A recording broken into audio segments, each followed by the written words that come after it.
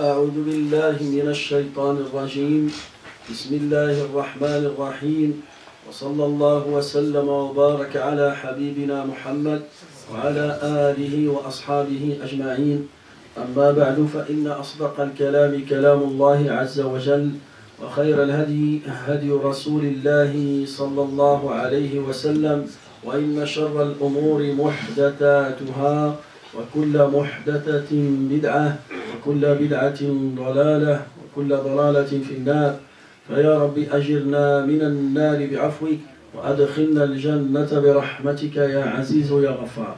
أيها الإخوة الكرام، لازلنا نتكلم عن عقبات التوبة، وقلنا من العقبات التي يضعها الشيطان في طريق التائب إلى الله ألا وهي عقبة الكبائر، وذكرنا أكبر الكبائر وذكرنا منها عقوق الوالدين.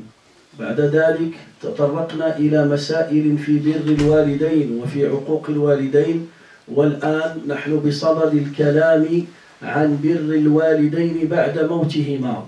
هل هنالك أعمال يقوم بها الأبناء بعد موت الآباء يستدركون به ما فاتهم من بر الوالدين لما كان حيين يرزقان؟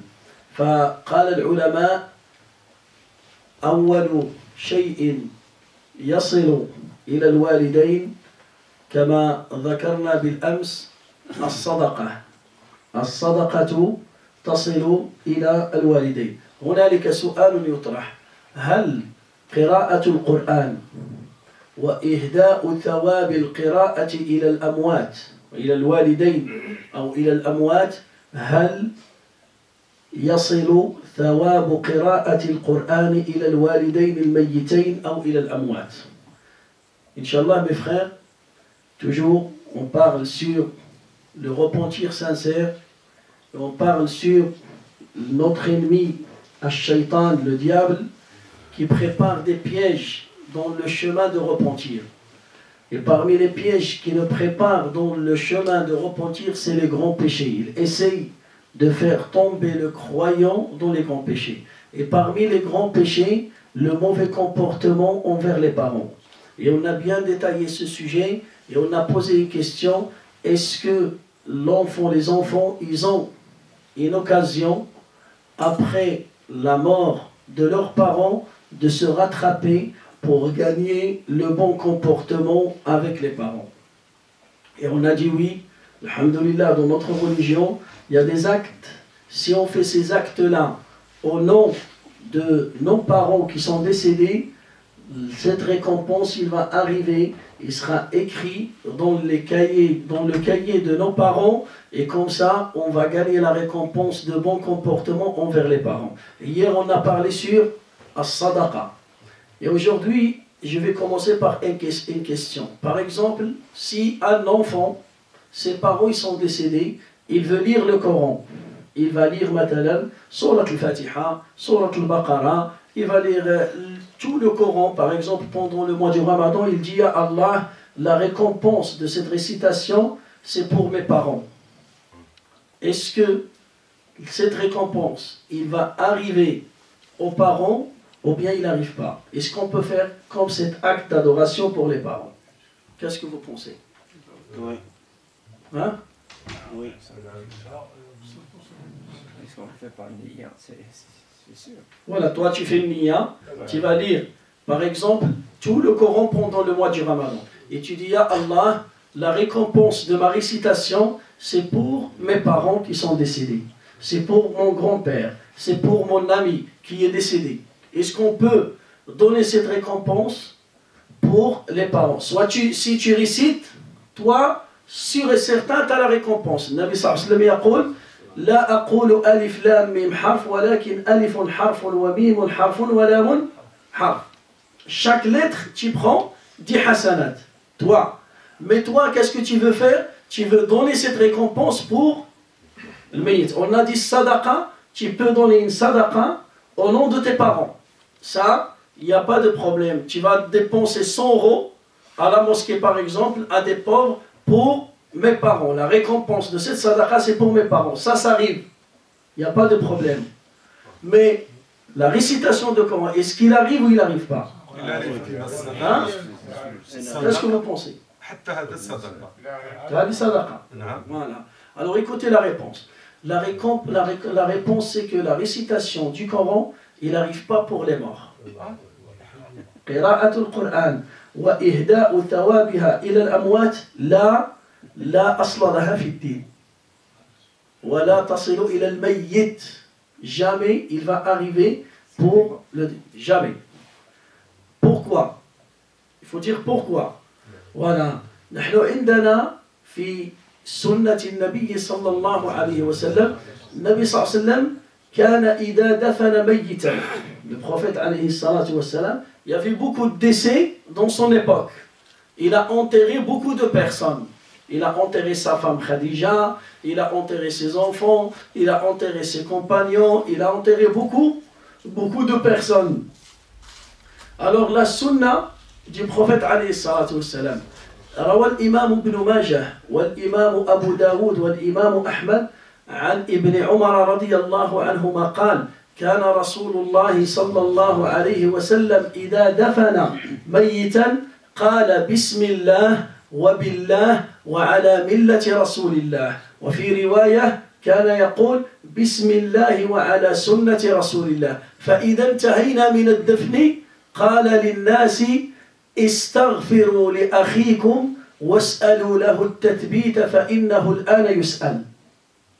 قال لهم استغفروا لأخيكم فأمرهم أن يستغفروا له وأن يطلبوا من الله أن يثبته عند السؤال. ولم يأمرهم بقراءة القرآن ولم يقرأ هو سورة على هذا الميت.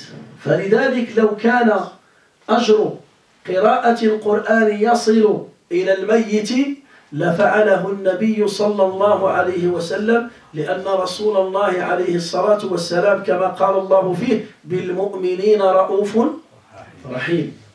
فلذلك le prophète عليه الصلاة والسلام dans sa sunna, quand il enterre un corps, qu'est-ce qu'il dit?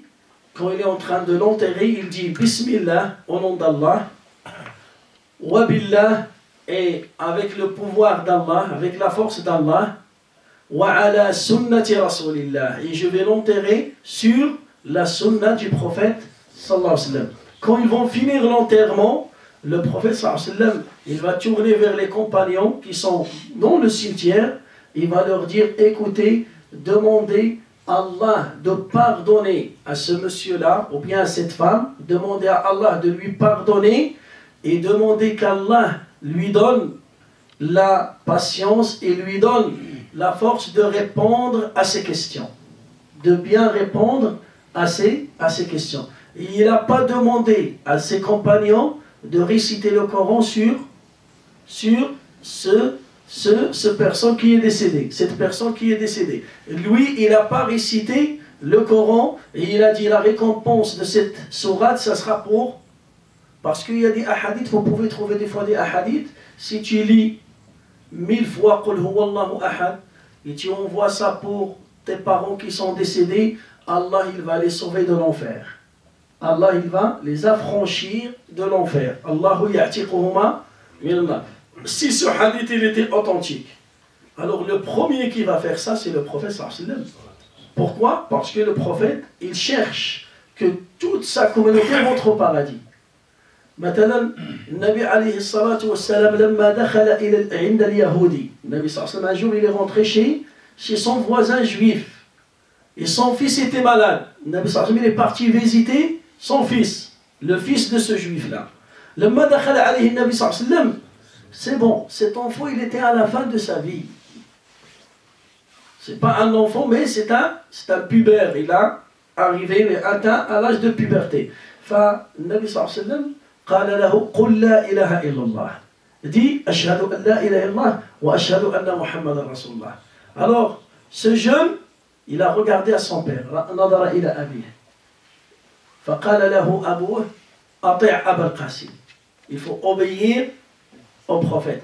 فقال هذا الولد أشهد أن لا إله إلا الله وأشهد أن محمد رسول الله. فمات.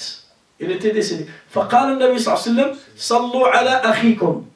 faites la prière sur lui. Et il est sorti très content. وقال الحمد لله الذي أنقذه بي من النار. Je remercie Dieu qui a sauvé cette personne grâce à moi de l'enfer. Alors le Nabi sallallahu alayhi wa sallam, il sera content si l'un de sa communauté il sera sauvé du feu de l'enfer. Alors si par exemple la récitation du Coran il arrive pour quelqu'un qui est décédé, alors le premier qui va faire ça c'est qui? C'est le prophète sallallahu alayhi wa sallam. Falidalik, il y avait beaucoup de morts à l'époque du prophète sallallahu alayhi wa sallam, et jamais il y a un hadith qui ne parle que le prophète a récité dans la tombe, dans le cimetière, il a récité le Coran dans le cimetière. Il n'y a pas, ça n'existe pas. فلذلك يقول العلماء قاعدة إذا كان هنالك الدافع موجود قوي ولم تكن هنالك موانع تمنع هذا الفعل ولم يفعله النبي صلى الله عليه وسلم فهذه تسمى سنة تركية فمن فعلها فقد وقع في البدعة. فلذلك le prophète صلى الله عليه وسلم dans son époque il y avait beaucoup de morts, ça veut dire l'occasion était prête pour qu'il récite le Coran dans le cimetière. Il n'y avait pas quelque chose qui l'empêche de réciter. Il n'y avait personne qui peut l'empêcher et qui peut le bloquer de réciter. Et il n'a pas récité. Il a récité ni Surat Yasin dans le cimetière, ni Surat al-Fatiha, ni Surat al-Ikhlas. Il a récité aucun, ni Surat al-Mulk, Tabarak. Il a récité aucun verset coranique dans le cimetière. بل écoutez ماذا قال النبي صلى الله عليه وسلم اقرأوا سورة البقرة في بيوتكم ولا تجعلوها قبورا. اقرأوا سورة البقرة في بيوتكم ولا تجعلوها قبورا. Le prophète صلى الله عليه وسلم il nous a dit lisez Surat al-Baqarah dans vos maisons et voilà, et ne laissez pas vos maisons comme des cimetières. Et ne laissez pas vos maisons comme des cimetières. Qu'est-ce qu'on va comprendre de ce hadith? On va comprendre celui qui lit pas Surat al-Baqarah dans sa maison il ressemble à un cimetière. Ça veut dire, le cimetière, c'est interdit de lire le Coran dans le cimetière. Dans ce hadith-là, qu'est-ce qu'on va tirer? On va tirer que le prophète, il me dit, faites réciter. Un autre hadith, faites la prière dans vos maisons et ne les laissez pas comme un cimetière. Ça veut dire c'est interdit de prier dans le cimetière. Et aussi c'est interdit de lire le Coran dans le cimetière. Dans beaucoup de pays musulmans, on voit que dans les cimetières, il y a la récitation de Coran. On voit que ça. Voilà, on voit que ça. فلذلك écoutez, أقوال المذاهب الأربعة, les paroles des 4 écoles, Imam Malik, l'imam Abu Hanifa, on va suivre l'organisation, l'imam Abu Hanifa, l'imam Malik, l'imam Shafi'i, l'imam Ahmed, les 4 écoles, ils ont dit c'est interdit de lire le Coran dans le cimetière. C'est interdit de lire le Coran dans les cimetières.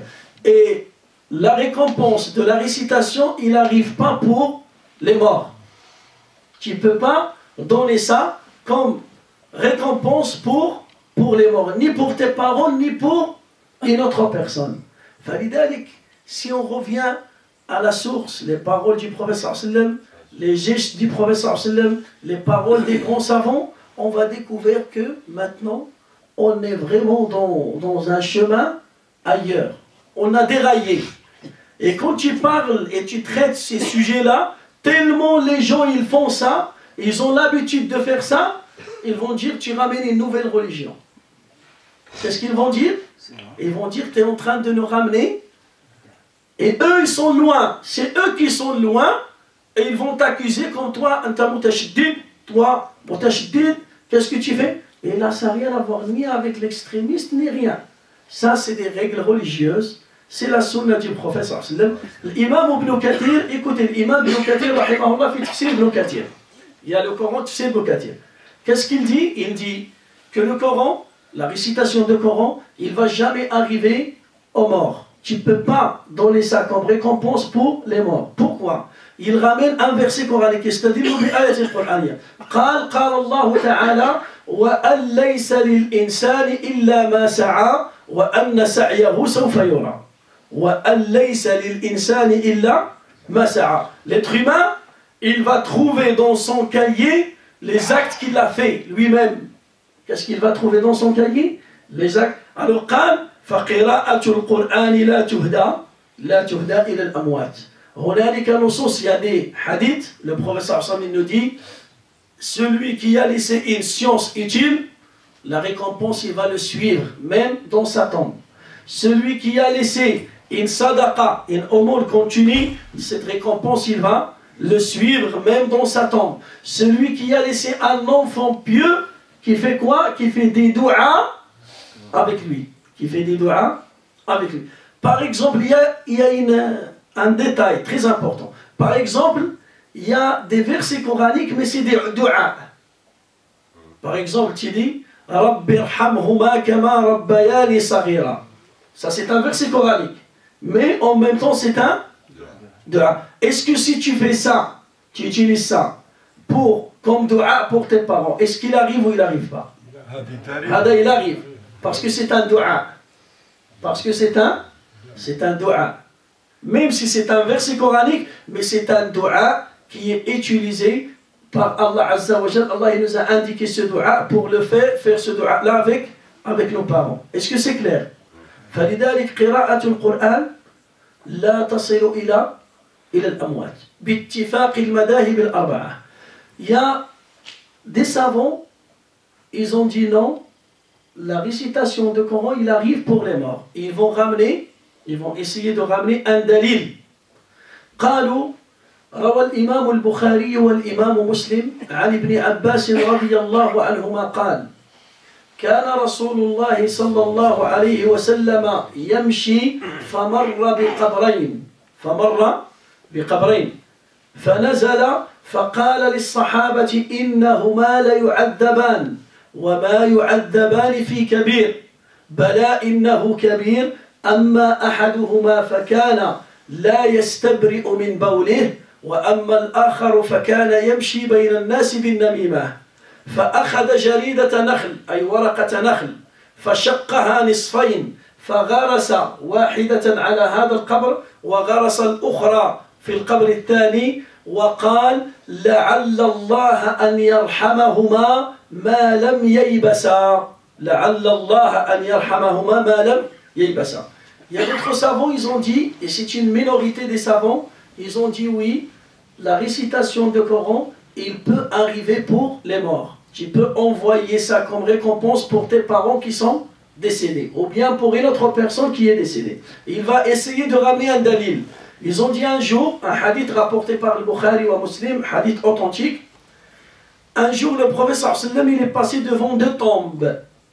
Il s'est arrêté, il descend de sa monture, il est parti voir ces deux tombes, il dit à ses compagnons, ces deux personnes qui se trouvent là à l'intérieur, ils sont en train de se châtier. Ils sont en train de subir un châtiment. Qu'est-ce qu'il fait? Le Nabi sallallahu alayhi wa sallam, il a dit le premier, c'était quelqu'un qui transmet les messages de haine entre les gens. C'était quelqu'un qui transmet et qui fait la médisance entre les gens pour les séparer. Et le deuxième, c'était quelqu'un qui, quand il urine, il salit ses vêtements et il nettoie pas bien son sexe. Il laisse des gouttes d'urine dans son culotte. Alors là, le professeur Hassan, qu'est-ce qu'il va faire? Il va prendre une feuille de palmier, il va la trancher en deux, il va planter la moitié dans cette tombe, la deuxième dans l'autre tombe, et il va dire « J'espère qu'Allah pardonne à ces deux personnes dès que ces deux feuilles ils vont rester vivantes.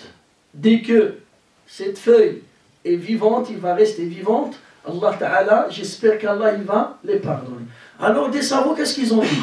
Ils ont dit pourquoi le prophète sallam il a planté ces deux feuilles.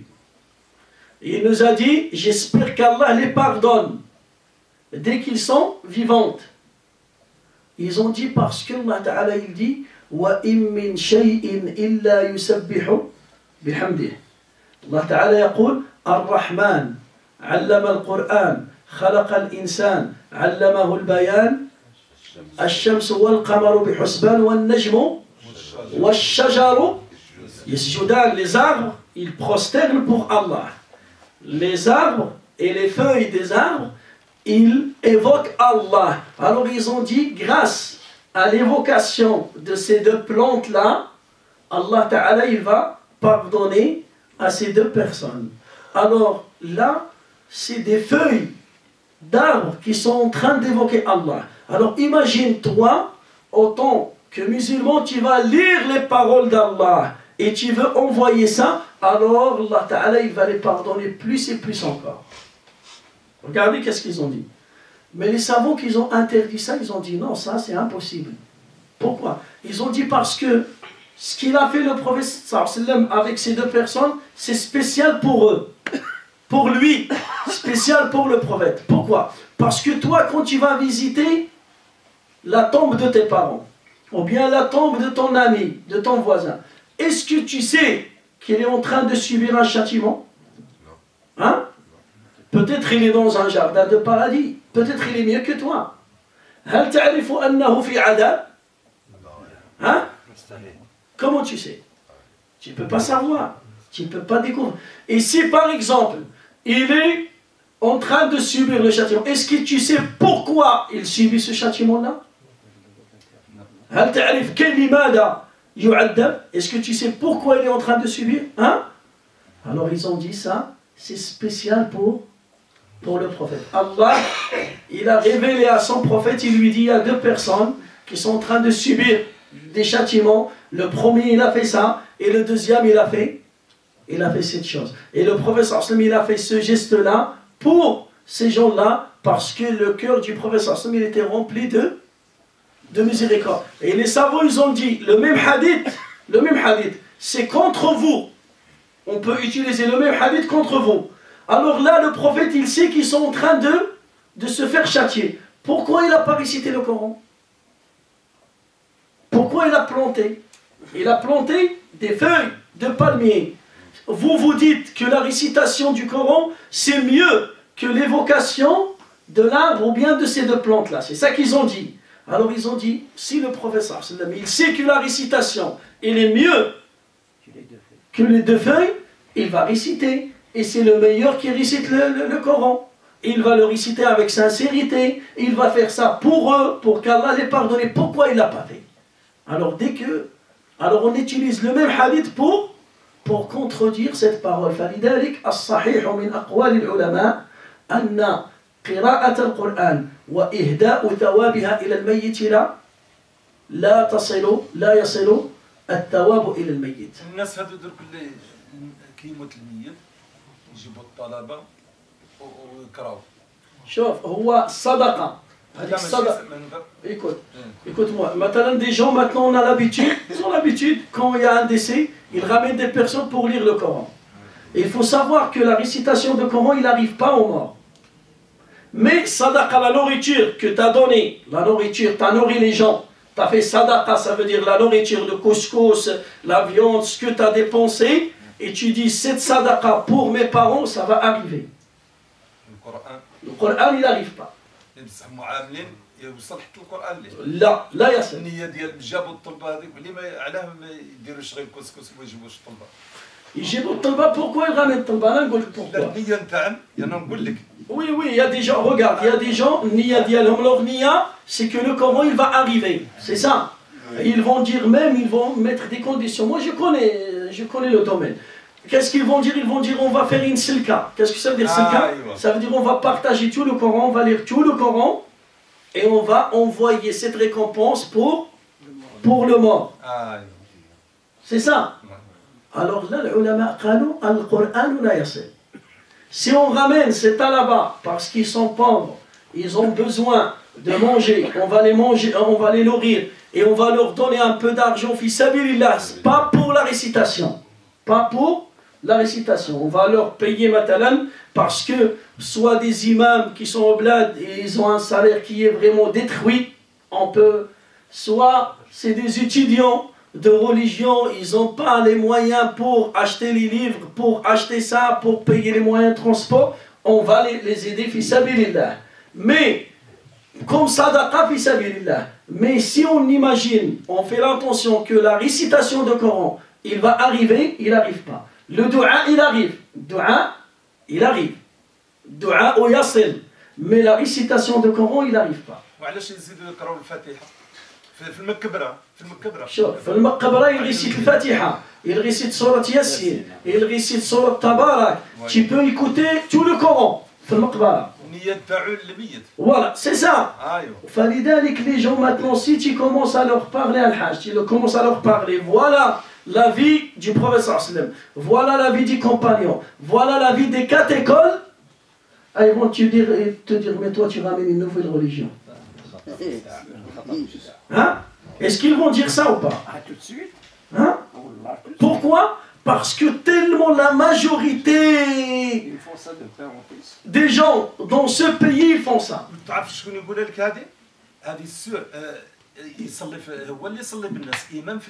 Voilà.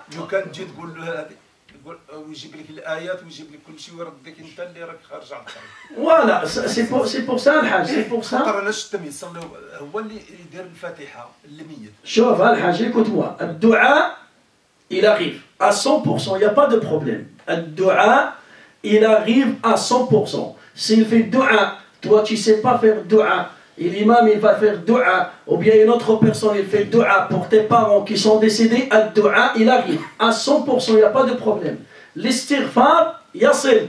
Tu demandes à Allah de pardonner à tes parents qui sont décédés, ou bien quelqu'un, Allahumma, il fait un dua pour eux, il arrive. Tout ça, ça arrive. Mais la lecture de Coran, il n'arrive pas. Et ceux qui font la prière, celui qui font la prière avant d'enterrer le mort, c'est interdit ou non? Non, la prière, regardez. Salat al-Janaza, c'est quoi Salat al-Janaza? Salat al-Janaza, c'est un dua qu'on fait avec celui qui est décédé. C'est dua. La prière de Janaza, c'est quoi? On lit Surat al-Fatiha, on lit Salat al-Ibrahimiyya, on dit Allahumma innahu abduka wa ibnu abdika, on fait dua pour lui. Alors, dua, il arrive ou il n'arrive pas? Il arrive à 100%. في الاول قبل ما يصلوا ما يديروا هذه الصلاه الاولى ما كايناش ça n'existe pas dans la sunna يقراوا الفاتحه في الاول في الصلاه نعم في الصلاه لان النبي صلى الله عليه وسلم قال لا صلاه لمن لم يقرأ بفاتحه الكتاب لا صلاه لمن لم يقرأ بفاتحه الكتاب toutes les prières tu dois réciter sourate al-Fatiha. Là c'est une règle.